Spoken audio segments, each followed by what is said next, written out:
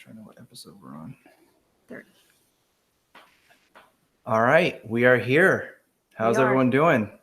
This is What's Happening, episode 30. That's 30. Yeah. And my name is Shaine. And I'm Nico. And we are very happy to have Mike Cernovich with us. How you doing? Doing well. How are you guys doing? We're hanging in there. Yep, doing pretty good. It's been pretty hanging in your newlyweds, though. You guys are, living the dream right now. That's true. We're at 3 months married, so. Yeah. And you have great food pictures. So, you. everybody's eating good, good food. That's nice. Yeah, that's all her. I just watch. Yeah. She stages them well. It's really food pictures are hard to take. Most people, they'll leave a little like food on the side of it, or they won't plate it well. The lighting is even good, so you really haven't nailed. Thanks.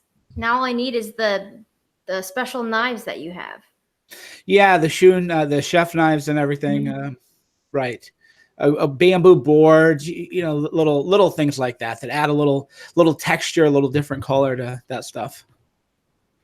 So what are some of your favorite foods that you like to make? Well, I used to make food all the time, actually. And now my wife does all the cooking, which is, I think most men would be like, well, that's cool. But I enjoyed cooking. I liked cooking. We would do kit pho. We would do, you go to little Ethiopia and get the Ethiopian spices and, cut the meat finely and get the bread. And so I enjoyed cooking a lot, but she does everything now, pretty much. Other than steaks, I do the steaks. How do you like to cook the steak? Well done. Okay. Yeah, well done with ketchup, like our great president Donald Trump. Yeah. That's actually one of there's sort of ways that you control that are G-rated, and one of them is you go onto a message board predominated by men, and you say that you like to eat your steak well done. It really triggers people. And to me, I don't. Of all the things to be mad about, that's way down the list. Well, I think for me, putting ketchup on steak would be the biggest. That would be the crime, yeah. Yeah. Well, I mean, it depends on, a lot of it depends on your socioeconomic status. So, like when I grew up, steak for us wasn't like a steak would be for me now. So you would put A1 steak sauce on it because it would be sort of dry meat, thinly sliced. It's not like you eat now. So a lot of that is socioeconomic. So if you grew up, so Trump doesn't have an excuse, he grew up rich. But if you grew up like a little bit poor, you weren't getting really good qualities of steak. So people would have to get moisture out of it. You wouldn't have a thick steak. You would have to add A1 steak sauce or ketchup or something like that. So when you cook the steak that you particularly cook or whatever, is there like a particular way you like to make it, or you kind of just grill it and just hope for the best? Or no, I reverse sear it. I have a whole method. I have a methodology to it. So depending on the thickness of the steak, I reverse sear it from between 275 to 325 degrees. And so you salt and pepper, or you could use avocado oil. You leave it room temperature, rest it so that it hits room temperature from the fridge. You never want to put it directly from the fridge into the pan. And then salt, pepper, room temperature. You put it in the oven, depending on how thick it is, anywhere from 30 to 45 minutes. And then it'll come out and it'll look sort of weird because it isn't cooked. The outside isn't fully cooked in the way you would expect. Then you put the cast iron skillet onto the stovetop, medium high heat, get the sear, flip it over, get the other sear. Perfect. Nice. I'll have to try that. Yeah. Yeah, because usually when you cook, we don't have a grill, at least where we live, but you use a, kind of pan or whatever. But fry it at super high heat for 4 minutes each side. Usually comes out medium rare. Yeah, if you use a cast iron skillet, but if you get a cast iron skillet, which is only like $25, you want to finish it in the oven after you fry it both sides. So you pan sear it at a medium high temperature for, like you said, 4 to 5 to exactly right. And then you finish it in the oven at about 225 degrees, 20, 30 minutes, depending on how you like it. And it'll be different and it'll be better. So, because I'm a dummy with the food stuff and how you cook. So you say you put it in 225 in the oven. Is that just basically like keep the juices in or something, or what's the reason for that? Well, it warms it up all the way through, right? Okay. So there's a specific reaction that causes the top of the meat to caramelize. It's like the Hexmler reaction or something like that. There's a term for that.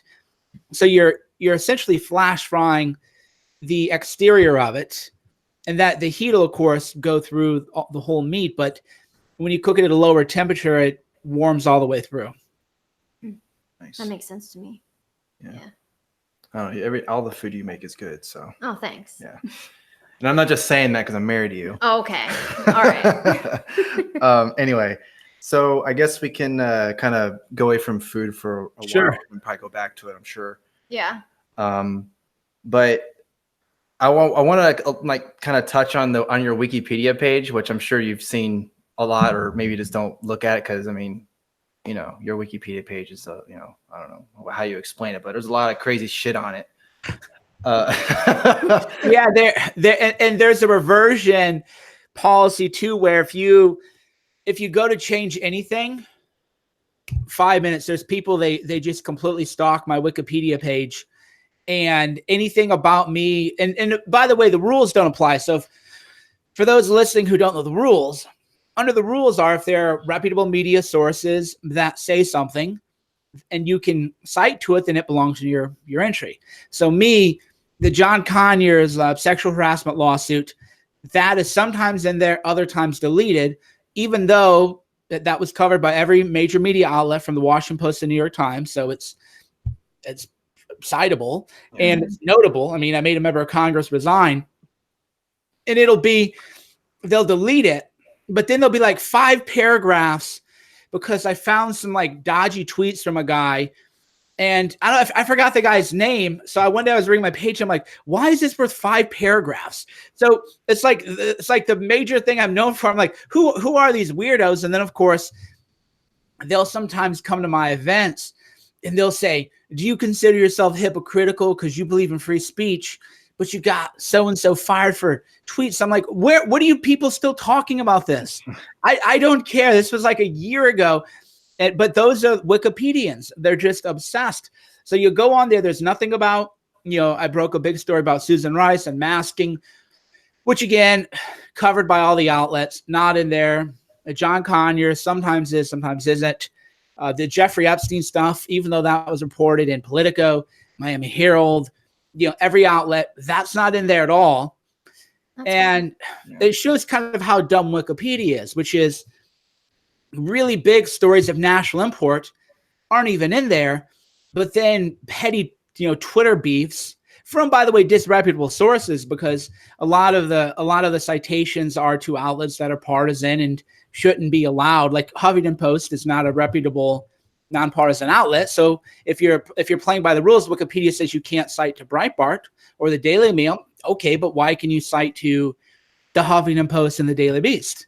Right? You should just say, okay, there's a line. The line would be, you know, Politico, CNN, a few, you know, even though we might say they're biased. Right. But so it's a complete, but they did finally change it. They finally changed it from a male supremacist. That's another thing. And that I was just like, what is a male supremacist?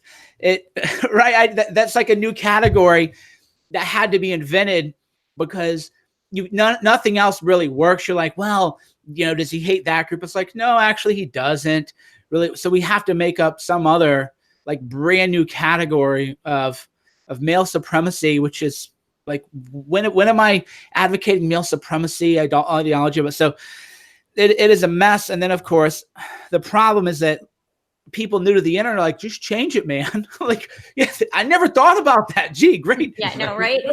Great advice. Oh, shoot, yeah. I mean, nobody who's ever, you know, followed me has ever thought to try to edit it. You know, this is what other great advice you have. So it's hilarious. All you can do is you have to just become comfortable with people believing nonsense about you. But so for me personally, I think it's kind of funny. But on a broader structural thing, it shows why there's a lack of trust in sort of institutions. because if you read the Wikipedia entry and you know anything about me, you're like, well, this is just not really reality, right? Yeah, So we were reading it and we're like, this is not even like accurate at my, all. my favorite of all of them is when it says Cernovich has been a regular host of the Alex Jones show. Like, what does that even mean? Like, how many times have you hosted a show? Like, what, twice maybe? Or you're like a guest host or something? Yeah, I would do a guest host in like 2000 and years ago. In other words, I would come in and sub and everything. It was fun. So they would say I was an InfoWars host, which I like Alex. So that's a good point where that doesn't really bother me that they say that, but it's just objectively not true. I'm not a host for InfoWars. Yeah. I was never a host for InfoWars. I've never been paid by them. So even though I like Alex and I'm not trying to like put distance between us. Oh shoot, we're on YouTube. You can't even say you like him. Yeah, I was gonna say, man, we're about to get flagged. Yeah, thanks a lot. Yeah. We're in trouble. Yeah. We're in trouble. But yeah, there's just any number of things that just aren't. They just put them in there. They're just okay. That's not even actually true, or they'll overemphasize really petty internet squabbles that if it should be in there at all, maybe would be like a line.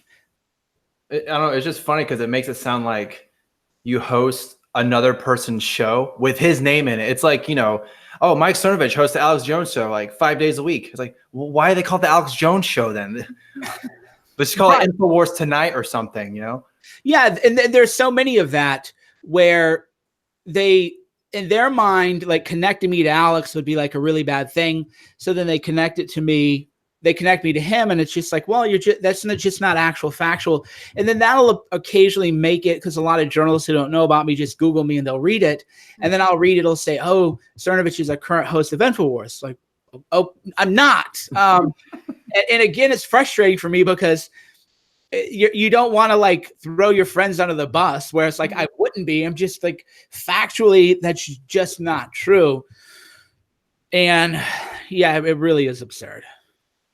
Yeah, and so for the Jeffrey Epstein case, which you've alluded to, and saying that you're kind of the one that broke it, and you did something along the lines of, I guess there's like a court case or something. You're trying to get files to the public Unsealed. or whatever. Yeah, unsealed. Yeah. So this is really complicated, even for people who aren't lawyers. So if I'm being a little too in the weeds, just interrupt me. But the theory went that, well, not the theory. I mean, this is what in the criminal case, the ultimate allege. So Jeffrey Epstein. In the weeds already. You said in theory. I can't understand what you're saying. Sorry. Oh, come on.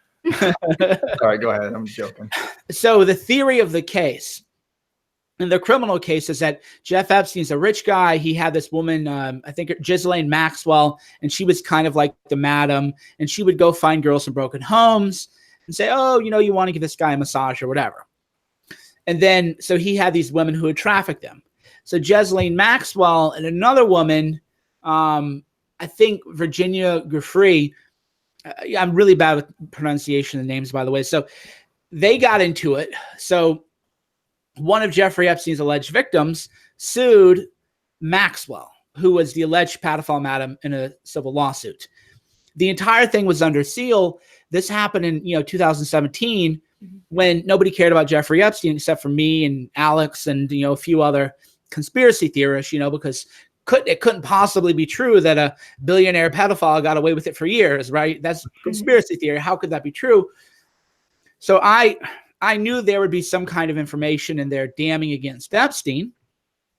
So I filed what's called a motion to intervene and a motion to unseal, which made me a party to the lawsuit. And I just said, I'm intervening for the limited purpose of unsealing documents so that I can publish the documents as part of my reporting and other things. And then, so that was 2017. Nobody really cared. Media didn't really care. And then the Miami Herald in 2018 came into the case. And then they said, because the judge ruled against me. And then the Miami Herald came into the case and they said, no, Cernovich was actually right. He should get the records he wants, and we want the records too. So then I became entangled in a lawsuit with the Miami Herald, which was weird. And the Reporters Committee for Freedom of Press filed a brief saying, again, I'm right, I should get the records, etc. So what did that do? Well, nobody was talking about Epstein in 2017, right? Again, except fringe people, right? The bad people, the the kooky conspiracy theorists. But by doing this, we drew attention to Jeffrey Epstein. And then, of course, the Miami Herald came in and the case drew their interest. And then, they did hundreds, because now it's mainstream. So now that the mainstream media cares, and then moreover, people found the anti-Trump angle because Alexander Acosta was labor secretary, and he had also been the prosecutor who signed off on the deal. So now the media and their Trump derangement syndrome can say, oh, yeah, we got Trump now because of Acosta. So if you're me, or if you're any just normal, decent person, even if you don't like Trump, it should bother you that the only reason anybody in the mainstream media started to care about Epstein was because they found a way to go after Trump. It's like, okay, but now they're like, oh, we care so much about Epstein. No, they didn't. I was there all by myself. They didn't care. And now suddenly there's a Trump angle. They care. So then, of course, I lost at the trial court level. In the American legal system, you can appeal. So I appealed. And the Court of Appeals, which for all purposes would be the last word on this because it's not going to go up to the U.S. Supreme Court. The Court of Appeals said, we're going to unseal the records.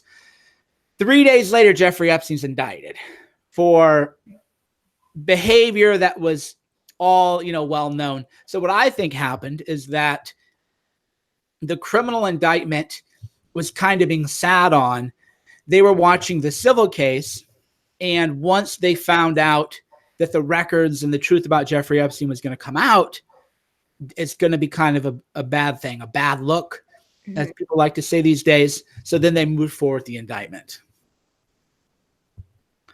But it's a really, sword isn't really the word, but it's a weird case because you have, if you're thinking about script writing it right, you have this guy with this Wikipedia page, and the Wikipedia page makes him out to be some kind of monster, and he's allegedly a conspiracy theorist, and he's trying to go after Epstein. And then the Miami Herald, a legitimate publication, comes in, and now suddenly Jeffrey Epstein's in jail. Kind of weird, right? So if like a short story or novella or something, it would be a little bizarre. Yeah, I know I don't know about you, but I know for me, like I didn't even know anything about about Epstein or anything like that until, like you said, the Trump angle came out, and then it was this big story. Every single, oh my God, we got Trump, we're going to impeach him now, and then you find out, oh, they were just, maybe one time or a couple of times they hung out or something. But then you see the Bill Clinton angle; they hang out every weekend or something like that, and it's like, there's more of a case here, but of course it's Bill Clinton. Can't touch him because he's a god or whatever, according to them. So yeah, you see a lot of that where. Or even, for example, the New Yorker published a big article where they attempted to exonerate Al Franken, but the woman who wrote the article exonerating Al Franken wrote the most scandalous Kavanaugh smear article that was sourced to Michael Avenatti, who's now facing multiple criminal.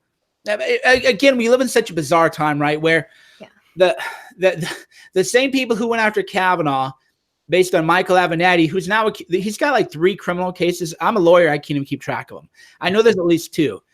Stormy Daniels, Nike. No, there's 3. Stormy Daniels, Nike, and the paraplegic client he stole from. So there's at least 3 criminal cases.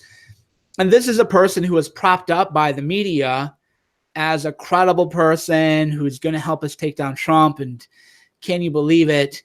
He was going to run for president or something. Yeah, that was the thing. Yeah, he was going to run for president. And you start to notice that pattern where you would say, wow, the New Yorker article attempted to clear Al Franken, but the same person ran a story against Kavanaugh, sourced to multiple accused fellow Michael Avenatti.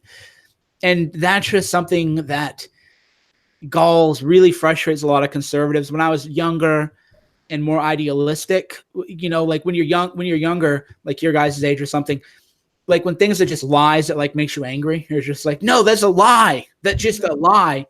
And then you get a little bit older, my age, and you're I don't want to say comfortable, that it still bothers me in a way, but I've seen it so many times and the playbook is exactly the same. So, Trump said something nice about Jeffrey Epstein in 2005.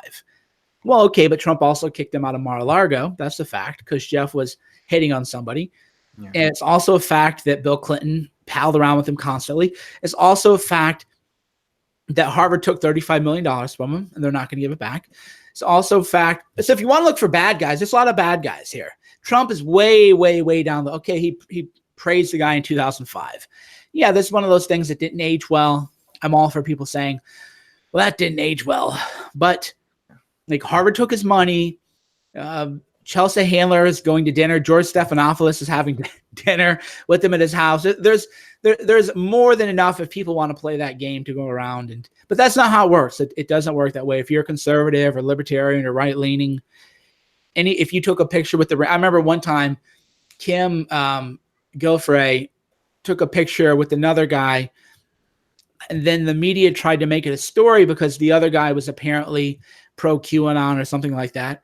And she took 300 pictures. So you're just like, well, there's a lot of things wrong with that. But could you imagine, you take hundreds of fan pictures, the media is going to try to find one person they don't like and then make that a story. But that only goes one way. They don't do it with left-leaning people or Democrats.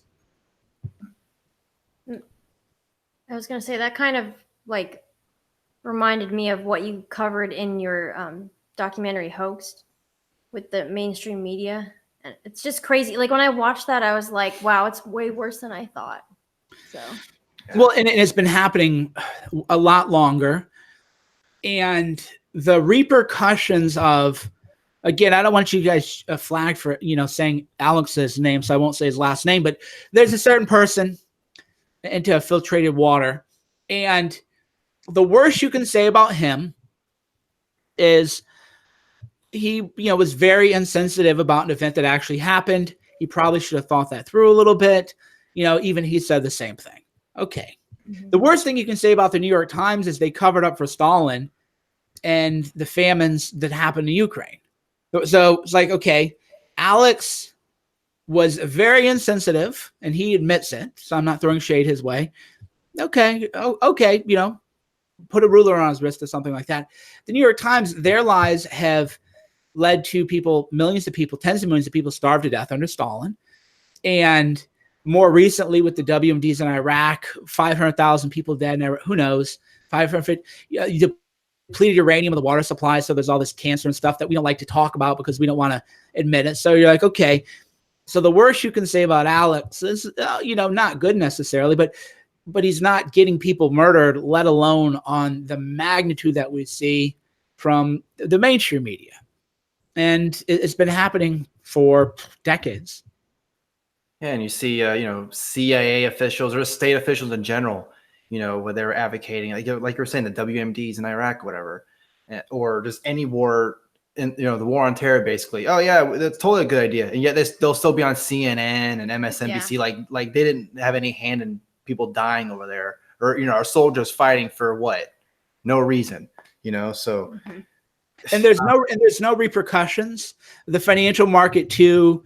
Oh, there's no housing bubble. Go buy a house. Blah blah blah. Yeah, there's never any repercussions for the mainstream. I mean, even on a smaller scale, we now know that they got the Russian collusion story wrong. They just did. You can say, well, Paul Manafort. Yes, Paul Manafort was a shady guy. I don't think anybody didn't doubt that. Maybe Trump shouldn't have had a shady guy, blah, blah, blah, But then again, Tony Podesta completely disappeared and then shut down his lobbying firm, which was making $20 million a year because he was doing deals with Ukraine. And the same behavior that got Flynn and Rick Gates caught up in and got Manafort caught up in, Tony Podesta was involved in. So there's shady people on both sides. Not only that, but it's just all the DC is shady. But they got the Russiagate story wrong. Should they be banned? Should they be deplatformed for spreading conspiracy theory for 2 years? People probably had heart attacks, freaking out about Russian spies and everything. But there won't be any kind of soul searching or calls to improve that or fix that. I think that's absolutely insane. That everyone's totally silent on that now because obviously they were wrong about it. Yeah, no one will. So they'll talk about it, but talked about it for 2 years, right? And now it's just. Oh, well, we're just going to forget about that now. Oh, Russiagate? I don't know what you're talking about. Even we just talked about it yesterday. I don't know what.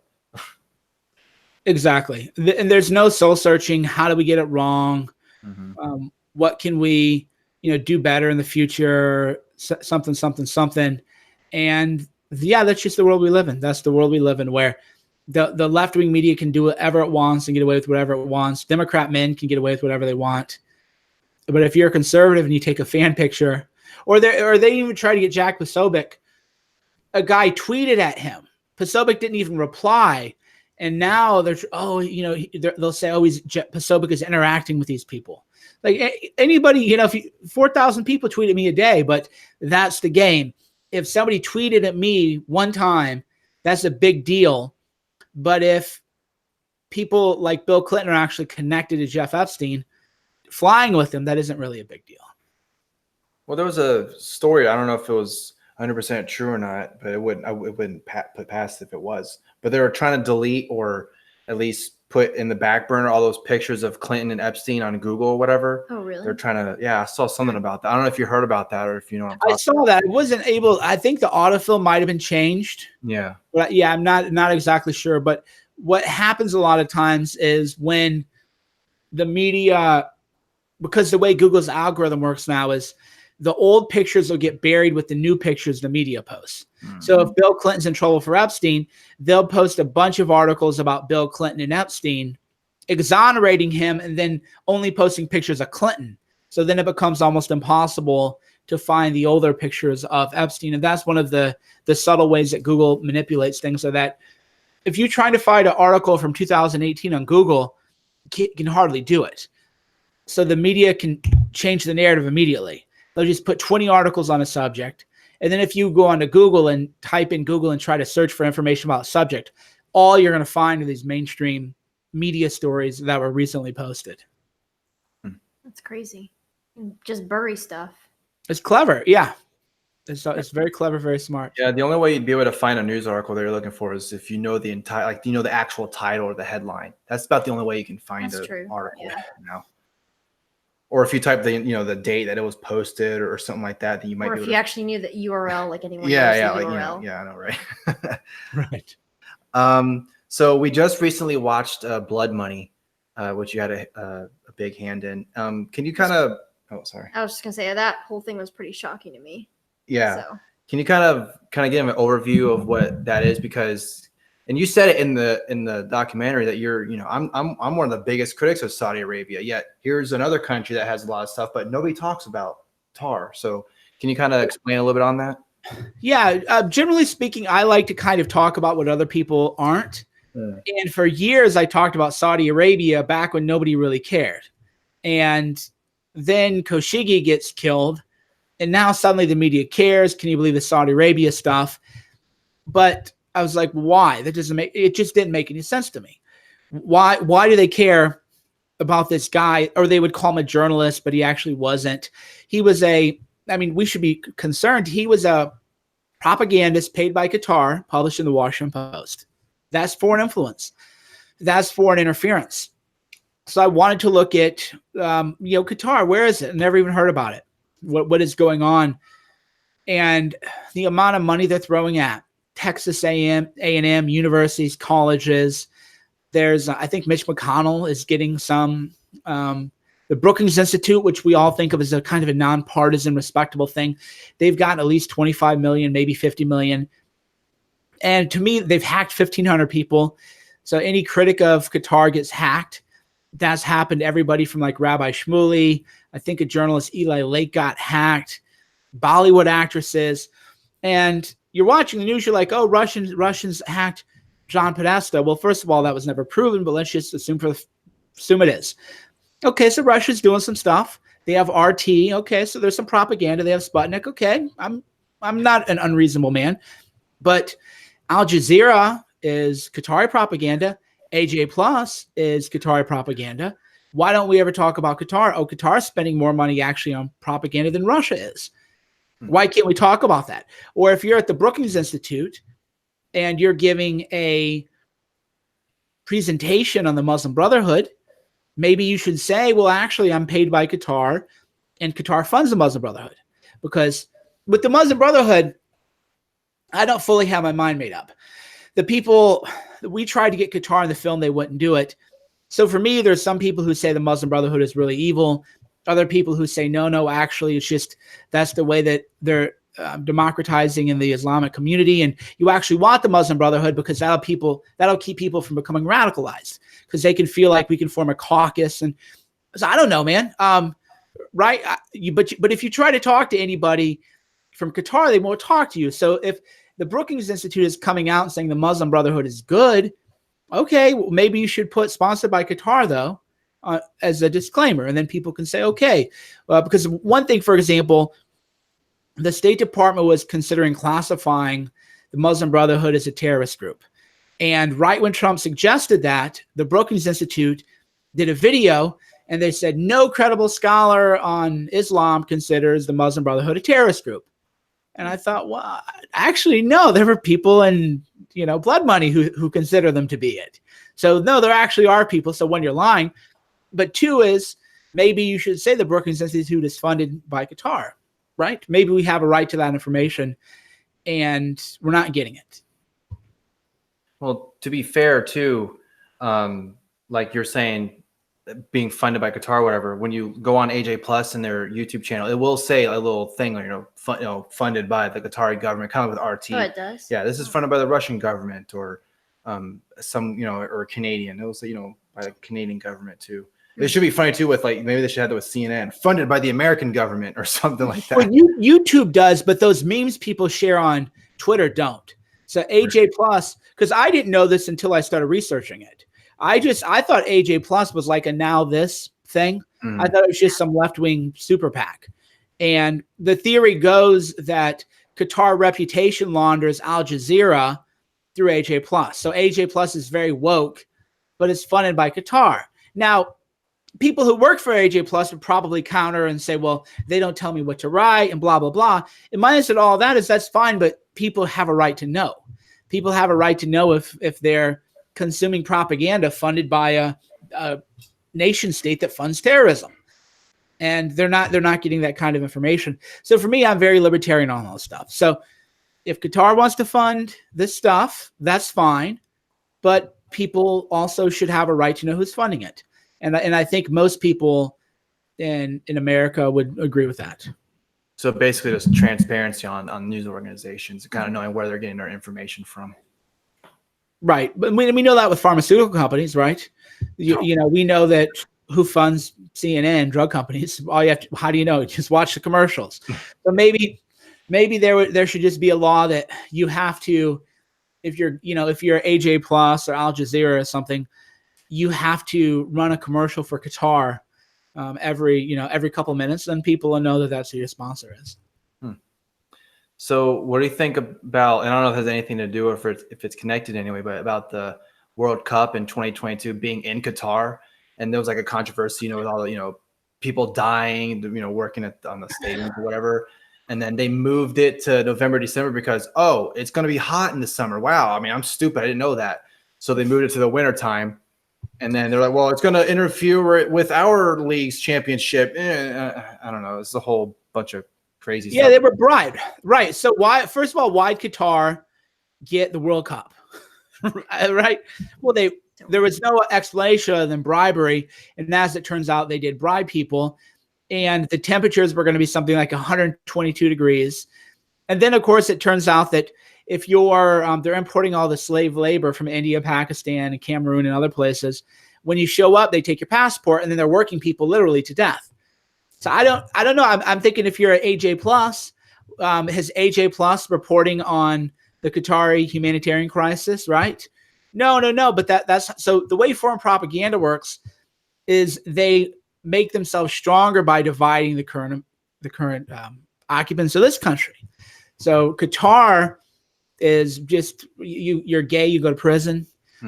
So there's layers to this stuff, and the propaganda is you fund this very divisive content to weaken America and weaken American bonds, and then you can get away with whatever you want.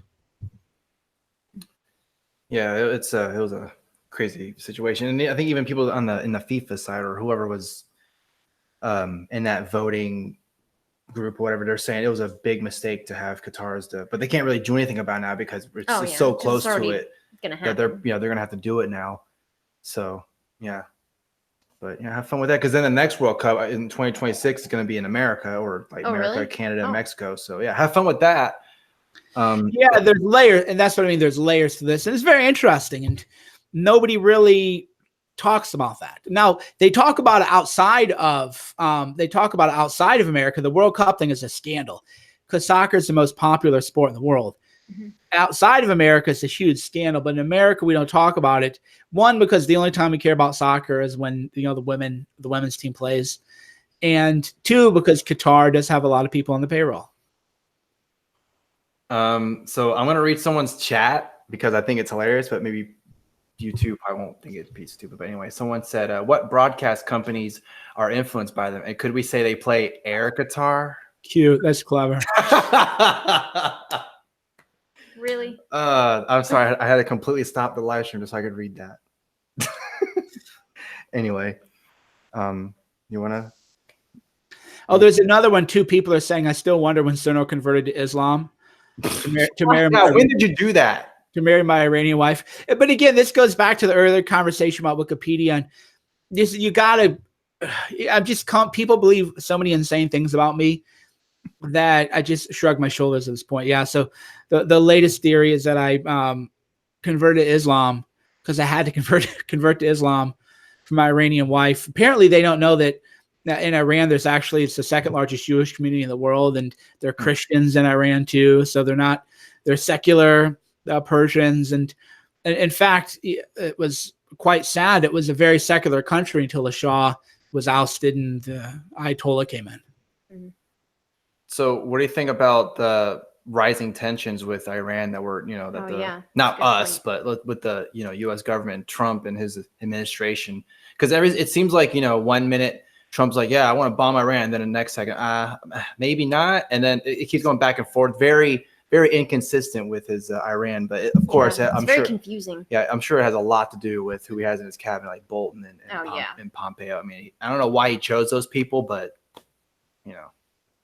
Well, he said that he chose Bolton because people know that Bolton is so homicidal that it gives him negotiation leverage. Like, okay, you can deal with me or you can deal with that guy here. Like literally point a gun to his head, right? Yeah, exactly. It's me or this guy. So someone sent us a $5 super chat and they asked, so thank you very much for that. They said, once the Epstein documents are released, what kind of picture will begin to emerge when the dots are there to connect? That's the question nobody knows. What I think it'll show is that I think the documents, if I had my best guess on the table, based on everything I know, is Epstein will look like a monster. This Ghislaine Maxwell will look like a monster. And then a lot of prominent people are going to look like sketch. So it won't be a smoking gun per se, but there'll be prominent people, not necessarily Bill Clinton level, but prominent people, respectable people who are partying with him. And maybe they were, maybe they were the 19-year-olds or whatever, not the 14 to 15-year-olds. We won't know. But it'll be you're just like, oh, this is kind of dodgy. And then there'll be follow-up reporting on all of this and what people did. And it'll be a Pandora's box. But I don't think we're going to get like a map, a secret decoder ring or anything like that. So want to go through a couple of other things before we end it. But so there's a story about Bernie Sanders and that whole minimum wage thing or whatever. Yeah, that just happened today. Yeah. Where apparently, I guess his workers were complaining that they weren't getting paid enough. Right. Like that, they weren't getting paid overtime for their extra work. Yeah. Which made their wage decrease by below the minimum. Right. He's all for $15 minimum wage, but yet he's not even paying his people. Yeah. $15 minimum wage. Yeah. The theory. Well, now there was a labor complaint against him, apparently. Yeah. So apparently, here's what I was able to ascertain from the Bernie thing. They had a union contract, and it negotiated for $36,000 a year, which would be $15 an hour if you only worked 40 hours. But everybody who's worked a campaign knows that you don't work 40 hours. Most people are working 60 hours. Mm-hmm. So once you do the math, 36,000 divided by 60 hours times, 50, so 3,000 hours a year that people are working, you get to an amount less than that. And you're like, yeah, welcome to, like, welcome to the real world. Like everybody, and most employers don't want to not pay their people. Most employers aren't like, oh yeah, how can I not pay? If the money's good, then it's fine. But there's just laws of economics. I wish they weren't true. I wish we could have the UBI, right? We have a lot of poor people in America. We have people suffering. I don't think anybody who's compassionate doesn't wish the UBI worked. And we could just say, here you go, 1,000 for you without, but we all know that would devalue the currency. You'd have hyperinflation. We've seen this happen as an empirical fact. We know what happens when you increase minimum wage. We know that there's automation. We know that according to one congressional budget office estimate, 1.5 to 3 million people lose it. We just know this. This has been played out in Seattle and other places. And so apparently he couldn't even walk his talk. And then also Ivanka got a white puppy. Oh yeah, this is like the most irrelevant story. Yeah. But I saw it on. And that was just funny. It just became a thing where, oh, she has a white dog. You know what that means? White supremacist. And they're and they make it into a thing, and that's of course the problem is they've made everything into a thing now where you don't take anything seriously. And oh, Trump's this, Trump's that. What is anybody really going to believe anymore? And it's to the media's own, it's to their discredit. If you want to, so for example, my own followers or whatever today are trying to say Ilhan Omar supports female genital mutilation. Oh, so I was like, I don't know, does she? I looked it up, like, no, actually she doesn't. She's supported legislation opposing it. So if you just accuse people of all this stuff falsely, then when really things come out, like the immigration fraud looks real. I looked into that it does look real. I don't know for a fact that it's real, but it does look real. When you just accuse people of everything or they just want Sharia law or whatever. And no, they don't, they don't actually. Then when you have something really good, it won't stick because people say, oh, that's just more, BS, more conspiracy theory. And that's where we're with Trump, where any story that might have actually had some weight doesn't have any weight because it's just noise. Yeah. And that's why, I'm sure even in the election that he became president, they voted for him because of all, oh, this is going to make people mad and it's going to be hilarious. I'm voting for that guy. And I'm sure that's going to happen again in 2020. They're going to vote for Trump simply because they want to see the reaction. And I'm not going to lie. Kind of want to see that reaction again because it's kind of funny, I felt when Brexit happened, I felt great, and I hadn't studied Brexit. I didn't have an opinion on Brexit. Because it made all the right people angry, and that was people like, did you support Brexit? Yeah, why? Because it triggered the same people who really hated Trump. Now, is that mature? Is that the way we should make policy? There's a lot of criticisms to be had for that sort of mentality. But I'm a pretty level-headed guy, and if that's where I am on a lot of this stuff, I can't imagine that more people aren't thinking that way too. Like, okay, if they're this mad, I really want to see them freak out in 2020. Yeah, and it sucks, like you said, there's things that both of us don't like about Trump, and I'm sure you have the same feelings about Trump. Some things that, his policies, I don't like that, but just the reaction of him just being there. I was thinking too, even if him just being president for just one term is a win for him, I would think, because he was just in there for 4 years and everyone was freaking out every single day. Like, I can't believe this is real life, or all these stories coming out like, oh, golden showers. Oh my God. All this shit. It's like, come on. Crazy stuff. Yeah. I mean, it's ridiculous. But so the last thing that I wanted to ask is about Area 51 and all the people that want to storm Area 51, So I wanted to ask you, instead of storming or just, running to Area 51 and just, I don't know what the word is, infiltrating it, what's a government agency or building that you would want to storm and infiltrate? I haven't been stumped in a while. I'm definitely stumped on that. I would say maybe the IRS, but they would probably audit me. So I don't want to. Of all the people to pick a fight with, I don't want to pick a fight with the IRS. But I would like to see people just maybe storm Congress or something like that. Would be fun. Watch, because you could get in and you could do it legally. So if you could get 10,000 people, there's just take it over more or less, I would think that would be pretty cool. Like as a non-violent sort of flash mob, this belongs to the people or something like that. I could see that. Yeah, I would have said IRS too. Yeah, I was gonna say. It's funny. I didn't even think about the auditing thing. I didn't even think, oh, they're gonna audit me if I'm. Hey, you're the one that stormed it. No, we're auditing you, man. We're auditing you. It's like, oh man, it's the wrong people to mess with. Yeah. So, all right. Well, Mike, I really appreciate you coming on, and it's been a lot of fun, and really appreciate you taking the time to join us. So, thanks. My pleasure. Anytime. It's very fun. See ya. All right. Have a good night, everyone. Bye.